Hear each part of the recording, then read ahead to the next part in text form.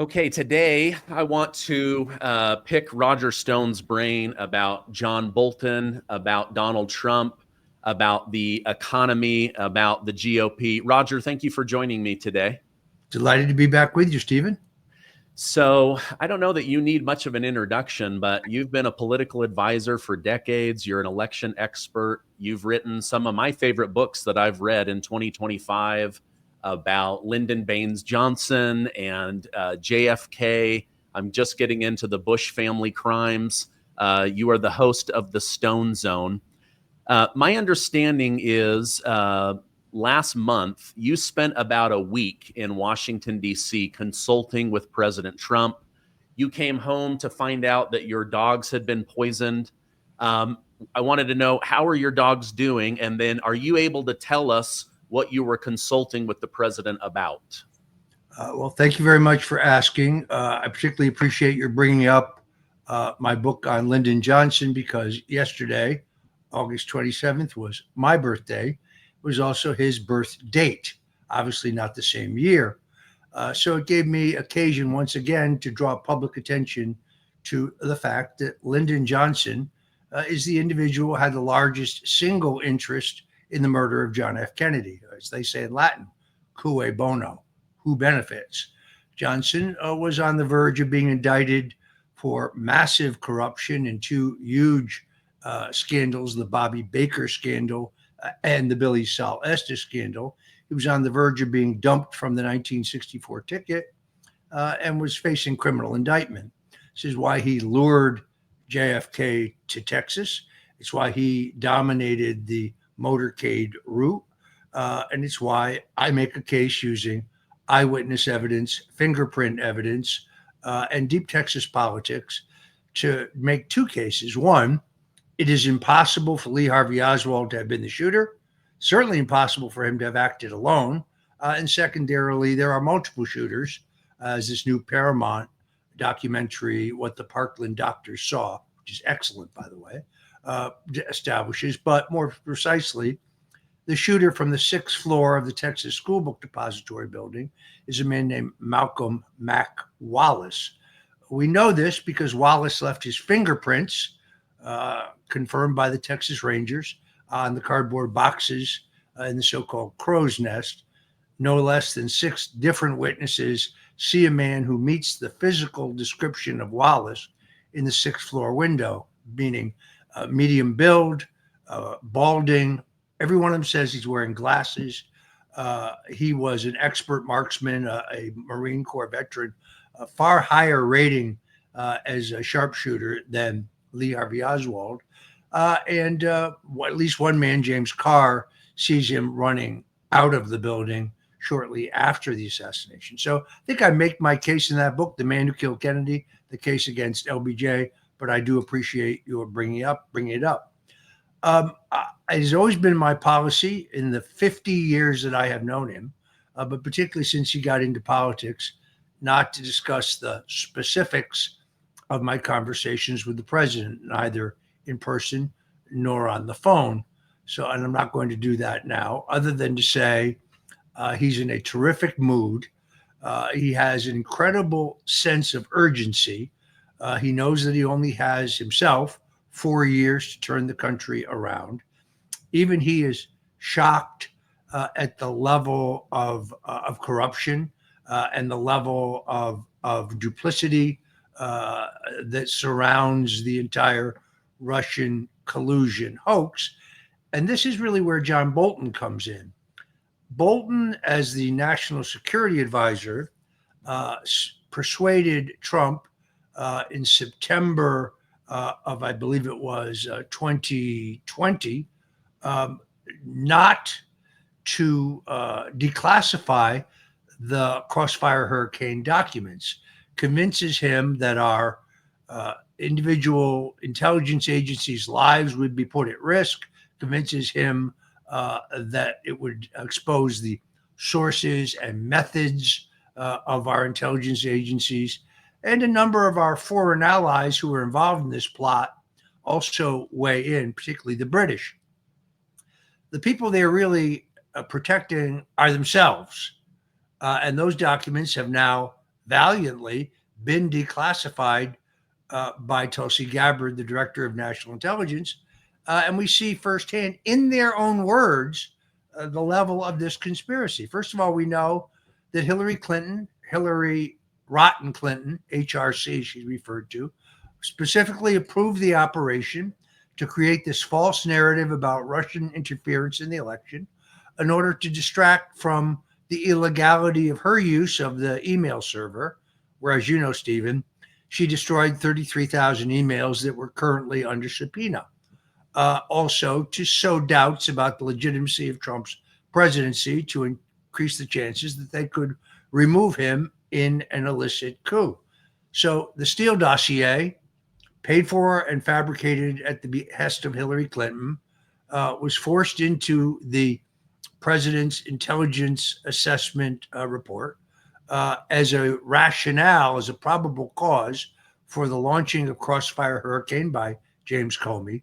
He knew it was a fraud. John Brennan knew it was a fraud.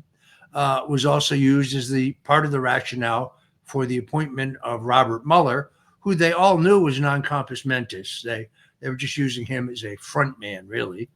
It was, and also we now know, thanks to Tulsi Gabbard, there was no online hack of the Democrat National Committee, not by the Russians or by anyone else. Now, some brainless twits in the mainstream media still want to argue about this, but they fall back on, well, it's true because John Brennan says it's true, which of course does not make it true. There's no evidence of that. In fact, the forensic evidence that I've inspected, the forensic evidence that the judge would not allow me to introduce as evidence at my own trial, as produced by Bill Binney, the very well-known counterintelligence IT expert, proves that the material that was stolen from the Democrat National Committee was downloaded to some kind of a portable drive and taken out the back door, most likely by Seth Rich. So Bolton plays a key role here in the Russian collusion hoax. But the reason for the raid on his home and his office is that he appears to retain these classified documents in violation of the law. He took them with him when he left.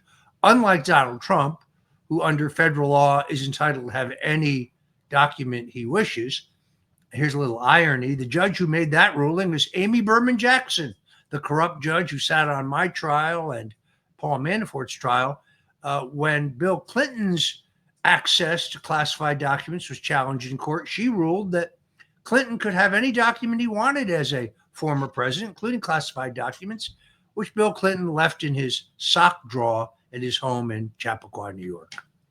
Wow. Okay, so with Bolton, it looks like one of our intelligence adversaries is the one that alerted the U.S. government to this private server where he was sharing classified information. It doesn't say who that is. Any ideas on who that might be? Maybe United Kingdom or?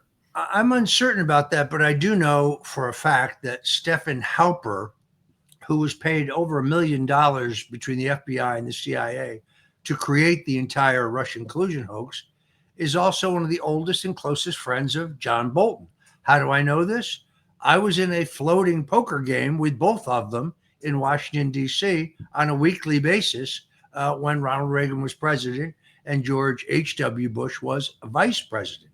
So they are intimates. The role of Halper has never been fully exposed, although it is now exposed through these declassifications.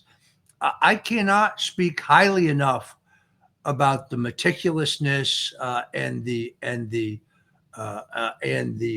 sober and the very careful declassification of these documents by Tulsi Gabbard. There's a lot of thought that has gone into producing them for the American public in an understandable order. And now, as you know, Stephen, she has a working group examining classified documents that have to do with the outcome of the 2020 election. So I suspect we have more bombshells to come. Yeah, I believe so. When she said that, I was like, "Ooh, come on, give us more details." But I know she likes to play close to the vest, and I trust that that information will come out. What do you think will happen to John Bolton? I mean, the left leaning media was very quickly to say Donald Trump should be taken down. This is wrong. But then when it comes to Bolton, they shouldn't have gone to his house at 7 in the morning. These are trumped up charges. This is political revenge. It's obvious Trump doesn't like him. He's trying to jail him. What do you think might actually happen?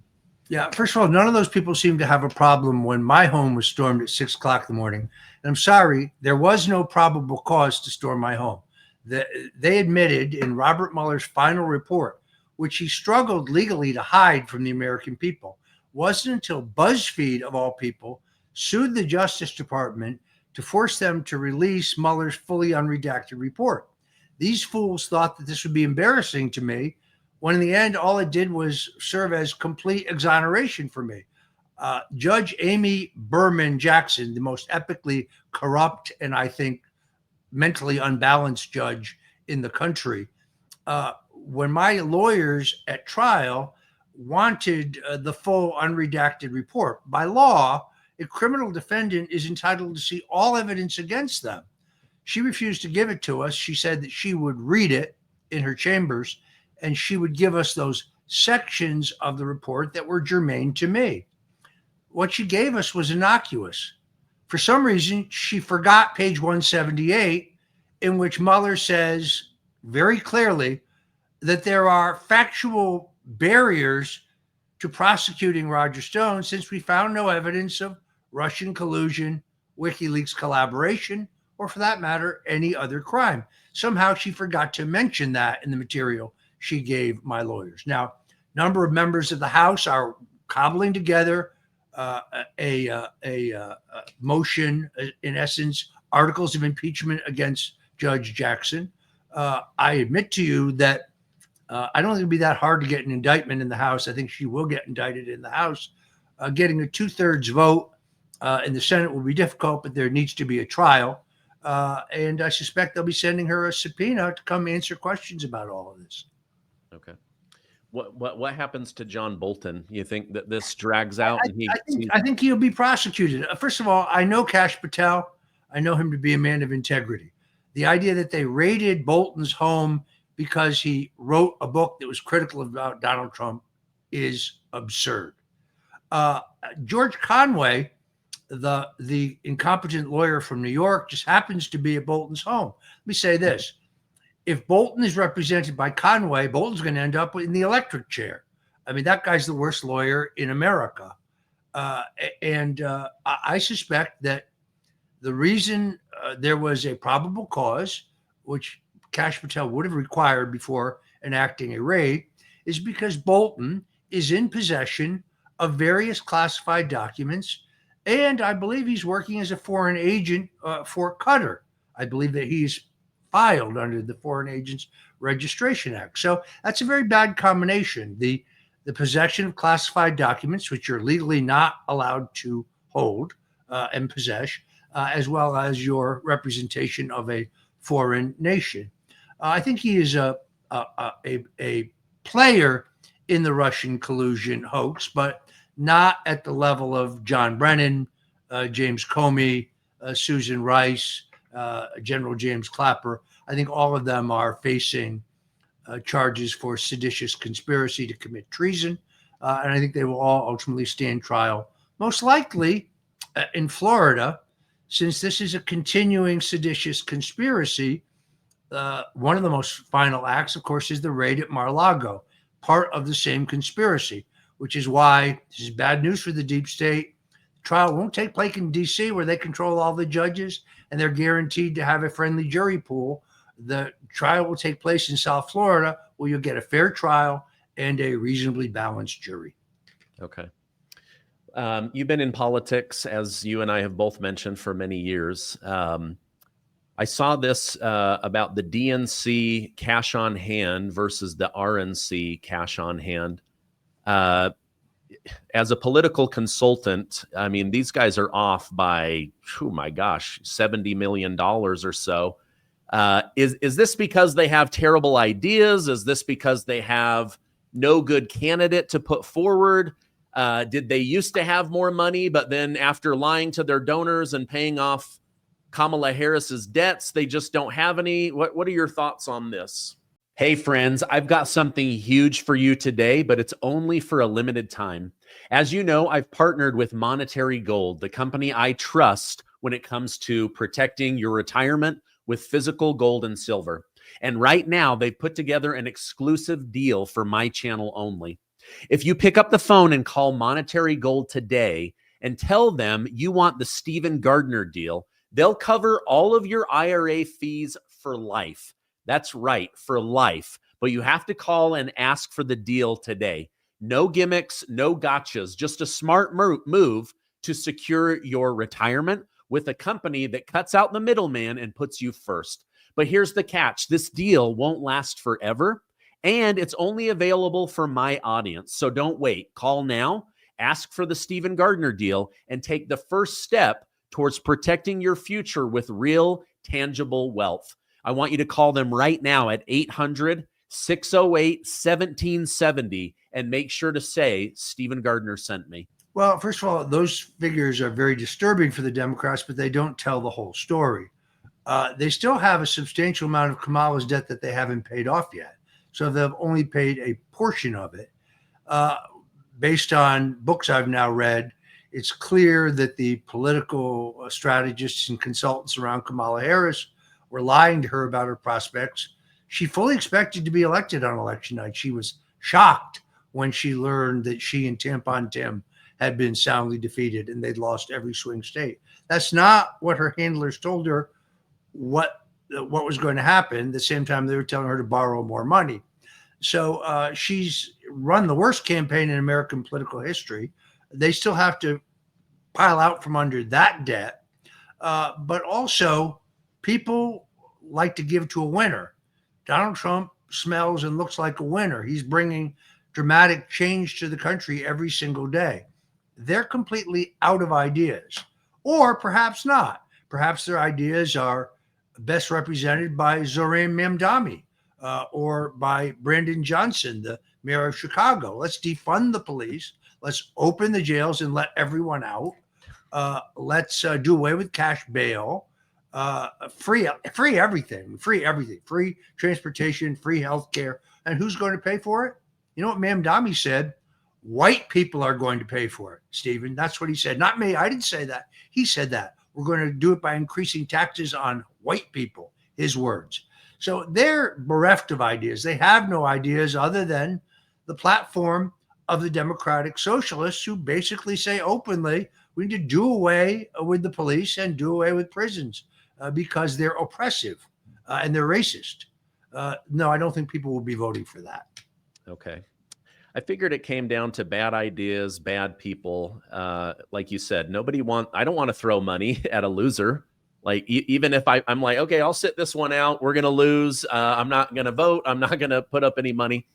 My understanding is that Trump's PAC has close to $1 billion. Is that money going to be deployed to help MAGA people win across the country for 2026? Or is a lot of that going to be held back for who he wants to be kingmaker on for 2028? No, I think the president understands the importance of the 2026 election.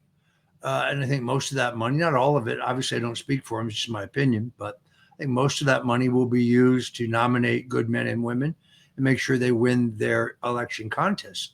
At the same time, Stephen, we have to get a lot tougher in the House. There are 7 Democrats sitting in Congress who did not legally win their elections. And the House Administrative Committee makes the final decision on who is legitimately seated. This is really, really simple. Let me tell you how it goes. Mr. Speaker, I rise to make a motion. Yes, you are recognized. I recognize that Kathy Castor, the congresswoman from the 13th District of Florida, whose election included 54,000 mail-in ballots that had no Social Security numbers or addresses, be removed from this House and be replaced by the candidate who defeated her. All those in favor, is there a second? Yes, I second. All those in favor signify by saying aye. Even the rhinos will vote with you because they want to be committee chairman. the members of Congress from Orange County, California, where more people voted than are registered to vote. Not possible. Simple motion carried by the House. The U.S. House of Representatives decides who sits in the House, not the state of California, not the county of Orange County, the U.S. House. So Speaker Johnson, who I like very much, thinks has to get tougher about these elections. And when they steal seats like they stole in the 13th District of Florida, they need to not seat Kathy Castor and seat her opponent, who did win that election. Okay. Now, again, you've been doing this a lot longer than me, but President Trump, I mean, keeping the majority in the House in 2026 is probably as important as winning the presidency. Otherwise, Democrats are going to impeach him, do everything they can to make him a lame duck president. Is that right? Yeah, I think if the Democrats succeed in winning the House, you have a particularly radical group of Democrats. We'll be right back where we were with endless investigations, endless impeachment. They of course now are openly advocating violence. That's their new prescription for everything, all the while saying that we're the ones who do that. See, this is Alinskyism, named after the famous left-wing communist radical Saul Alinsky. Listen carefully to what you hear. Everything they accuse us of is exactly what they themselves are doing. Everything. So when they say Donald Trump is a fascist, we need to end free speech, I think it tells you the story. These people are very dangerous. And if they get control of the House again, they will try yet again to impeach Donald Trump without having any grounds to do so. So we have 4 years in a larger sense, but we have 2 years. Now, this is why this fight over the Federal Reserve is extraordinarily important. First of all, Bill Pulte, the head of the Federal Housing Finance Agency, is a hero. What he's doing is not targeting the president's enemies. What he's doing is his job, enforcing mortgage laws. Where does it say if you're a big, important liberal elite, the laws don't apply to you? You can claim illegally to have residences in 2 different states that you say are your principal legal residence. You get a state tax break in both states illegally. You get a lower mortgage rate in both states illegally. You get a lower insurance rate. Now, I don't care whether you are Letitia James or whether you are Adam Schiff or whether you are this woman, Lisa Cook, who also called the president a racist, which means, of course, she's a racist. Remember what I just told you? If they call you something, that means that's what they are. So they're going out of their minds saying this is somehow selective prosecution or targeting.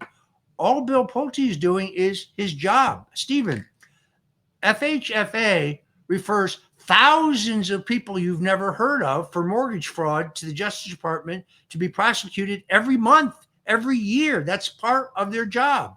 It's just that liberal elites think that the rules don't apply for them, that they can do whatever they want. So if you're Letitia James, you can buy a home in Virginia. You can sign in 12 places a power of attorney that says that home will be owner occupied. You intend to make it your legal residence, which means she would be ineligible to be, under the state constitution, the attorney general for New York. Now, she can say she didn't sign that, but she did sign that. And then you see this clown on Bloomberg saying that Pulte is using his access to these documents. These documents are all matters of public record. Stephen, you and I could go online right now and find every one of the documents. They're all available to any citizen who wants to look. So there are no secrets here. Adam Schiff cheated on his mortgage. He can sit there with that moron Christine Welker and say he didn't, but he did. It's there for everybody to see. So these liberal elites are going out of their mind because they're being held accountable. You see, they thought they were above the law, that the law didn't apply for them. But the one that really gives you the best is that when they ask Schiff, he says, no, it's false. It's all made up. All made up? You mean like the Russian collusion hoax? Like you made that up? Yeah. My favorite is Donald Trump is making up this information about me to distract from Jeffrey Epstein. Like, dude, you're the one that signed all the documents. You're the one that lied about pretending to represent California while living in Maryland. Like, I don't understand how he's trying to connect that Trump made him do this. Well, plus, in all honesty, I'm for full disclosure about Jeffrey Epstein because it's going to be extremely embarrassing for Bill Clinton. He's the one who partied with 16-year-olds on the island. Go to the sworn testimony of Virginia Roberts Giuffre. It's all there. She said it under oath. Go to the FAA manifest. I wrote about this, Stephen, in my book, The Clintons' War on Women, Chapter 7, Orgy Island. The FAA manifest, you should see who flew to the island. George Mitchell, the Senate Majority Leader. The other day was interesting. Donald Trump had Roger Clemens, the famous pitcher, to the White House. Roger Clemens has never been admitted to the Baseball Hall of Fame because of an investigation run by Senator George Mitchell. We now know we should have been investigating why Mitchell went to Epstein's Island 14 times, which he did. Wow. Now, aren't the Clintons being subpoenaed to talk about this in October in front of the House?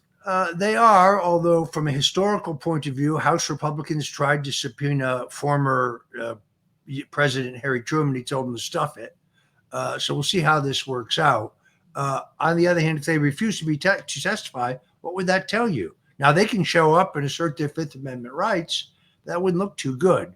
I've done it myself, but in all honesty, I pled the Fifth Amendment when I was asked about January 6th, not because I was there, not because I know anything about it, not because I do anything wrong, but I saw how twisted freaks like Adam Schiff and Eric Swallowswell twist your words into a process crime. I was not going to put myself in that position again. But Bill Clinton, you're a big, important former president. Why don't you answer these questions about how many times you went with the island and tell us specifically about the two 16-year-old girls who were flown in for your amusement by Jeffrey Epstein. It's all in my book.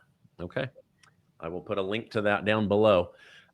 President Trump continues to rise, getting his best polling ever. Why do you think that is? Is it just that they like someone who's making America safe again, that they're comfortable having police and National Guard keep children and women safe? Your thoughts on that? I think that's part of it, Stephen. But the most important thing, as always, is the economy. Remember what they told us. If Donald Trump pursued these tougher tariff negotiations with our trading partners, inflation would soar, unemployment would skyrocket out of control, the stock market would crash, the country would be a disaster. None of those things have happened.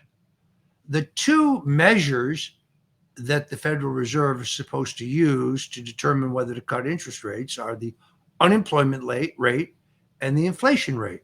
Both of those are lower or at the same level today than they were the last 4 times the Federal Reserve cut rates. Now, Jerome Powell is a politician acting politically. He's a lawyer. He's not even an economist. By the way, somebody needs to look at his mortgages because he owns hundreds of properties. But beyond that, he cut rates to try to help Joe Biden get reelected. When then they dumped Biden, he cut rates again to try to help Kamala get elected. He failed. But right now, as I say, the inflation rate and the unemployment rate are either at the same level or lower than they were when he saw it fit to cut rates before. So why isn't he cutting rates now? Once Lisa Cook is removed, and she will be removed, the courts will uphold this.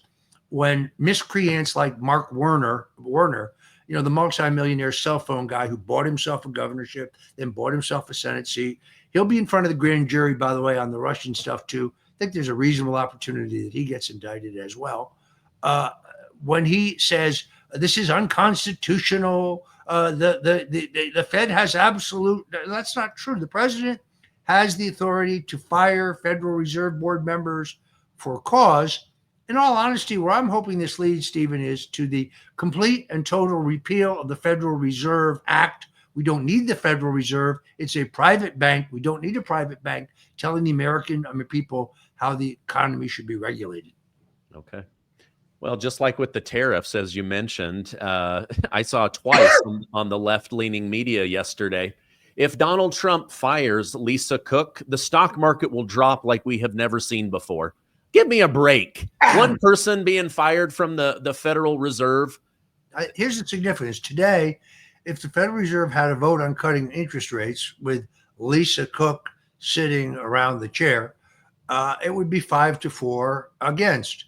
Once she is replaced, or once Powell is replaced in April when his term expires, you would then have a 5-4 vote in favor of an interest rate cut. If interest rates are cut, the stock market will not crash. The stock market will soar.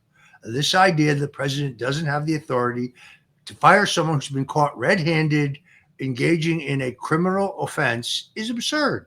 There's no special rule for overweight black women who serve on the Federal Reserve Board. Yeah. Okay. Final question. Help me and my audience understand this. From my perspective, it seems like John Thune is not working to help President Trump with his agenda. Why are they slow walking, getting people confirmed? Why didn't they allow for recess appointments? Why does it feel like they are doing the opposite of what would help Donald Trump? I don't disagree at all with your conclusion. What I can't tell you is the reason, Stephen. I don't know what the reason is. This is why I think it is very important in the 2026 elections, in the primaries, that Donald Trump take a scalp. Now, it would have been nice to take Tom Tillis' scalp, but since he's a gutless coward, after voting to scuttle the nomination of Ed Martin to be U.S. attorney. By the way, he voted for all of Biden's nominees. He voted for all Biden's Supreme Court nominees, including Ketanji Brown, who even Amy Coney Barrett said that she's mentally deficient, that there's no there. Tillis cut and run. It's a shame because I think Lara Trump could have beaten him handily in the primary and held that seat. Unfortunately, he dropped out because he knew he was going to be defeated. But one of these other rhino senators needs to get beat. And then they'll all get in line. Until that happens, until you demonstrate that you will take on Republican senators who don't support the president's agenda, we're going to continue to have this problem, unfortunately. Okay. All right. Well, it is a little bit confusing. Hopefully, as they come back from recess, they get going again, because we definitely, I understand that historically, the other party comes back into power, but they're so weak right now. They've got no good candidates, no good ideas. But Stephen, in all honesty, historically, no businessman ever gets elected president of the United States. Historically, nobody wins the presidency, loses it, and comes back to win it again, with only one exception. So Donald Trump defies all the rules, or maybe put another way, there are no rules in the age of mass media. All the old rules are out the window. Previous to this, you had to be a senator or a governor or a congressman or a general. That's not true anymore. Donald Trump changed that. So this idea that we automatically will lose seats is not so. I do think if we have the boom economy continuing, because the economy is very strong right now and getting stronger, but if we get that interest rate cut because the president successfully removes a corrupt and criminal acting member of the Federal Reserve Board, as is his right under the law, then we will get an interest rate cut and this economy will take off. The Democrats stand for nothing. They have no agenda other than Donald Trump is a fascist, and if you support him, you're a fascist. That's not much of an agenda to run on. Yeah. Terrible agenda. Roger, thank you so much. I know how busy you are. If people want to catch your show or follow you online, where can I point them? Sure. They can go to stonezone.com, stonezone.com. That's my website where you can get all my books. You can see my various shows. But then every day at 8 p.m. Eastern time, you can listen to my radio show, my syndicated radio show, The Stone Zone, which is at wabcradio.com. You can listen to it there either in real time, or if you missed the show at 8 o'clock, we post it almost immediately.